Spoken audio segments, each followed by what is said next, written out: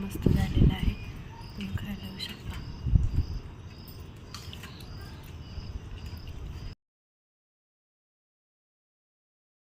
कापले होते. आता आपण बटाटा मसाले भात करणार आहोत. आता मुंगी टाकून घेऊया. तेल टाकून घेतलेलं आहे.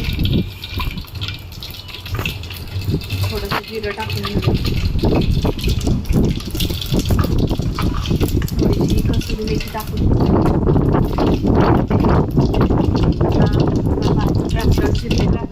सगळं दिसतंय. चालू दे का?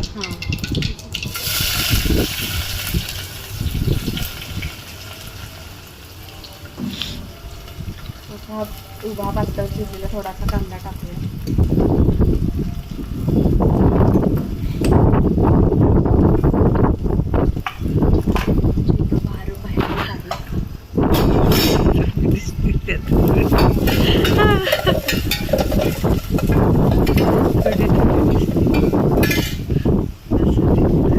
बाहेर डोसा केलाय ना लाकडाचा.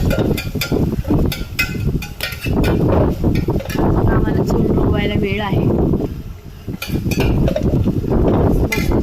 चुलीचं स्वयंपाकघर तयार करणार आहे.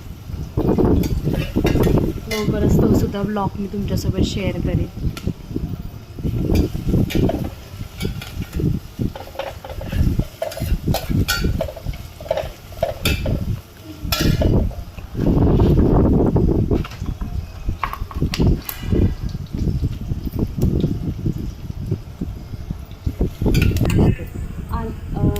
आता हे खोबरं, आलं, लसूण, कोथिंबीर मी वाटून घेतलेली आहे. हे वाटण टाकूयात थोडंसं आपण भातामध्ये.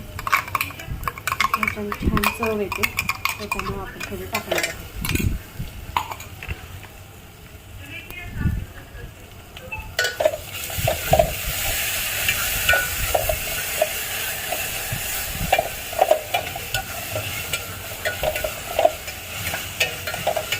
लसूण खोबऱ्याने जरा भाताला खूप छान चव येते आणि चवसूद लागते.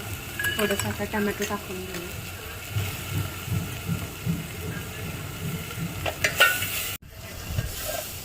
आता आपण थोडेसे मसाले टाकून घेऊयात त्यातले. आता ह्याच्यात किचन किंग मसाला आहे, बिर्याणी मसाला आहे, सुहानाचा कांदा लसूण मसाला आहे. त्याच्यानंतर हा सुहानाचा शाही बिर्याणी मसाला आहे. आणि नंतर मटन मसाला थोडासा घेतलेला आहे आणि हा सब्जी मसाला घेतलेला आहे. सगळे मसाले एकत्रित करून आपण टाकू.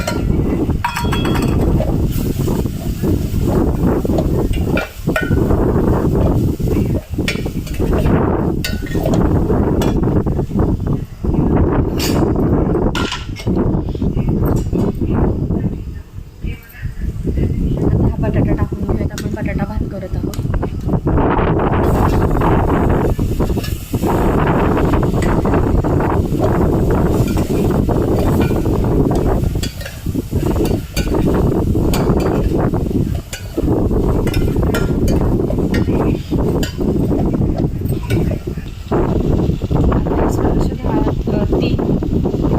घेतलेला आहे. तांदूळ स्वच्छ धुवून घेतलेला आहे.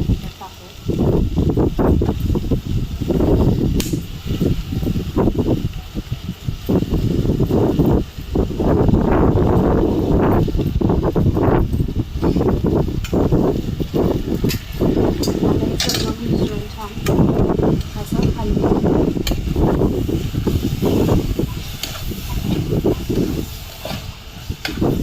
भाताचा वास इतका सुंदर सुटला आहे.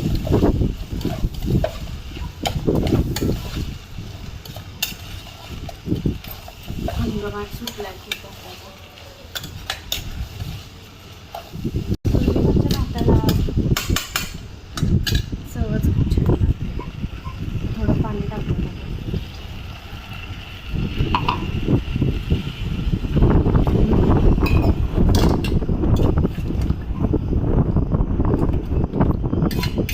ठेवूया. पाणी पण टाकलेलं आहे पुरेसं, लागेल तसं नंतर टाकूयात.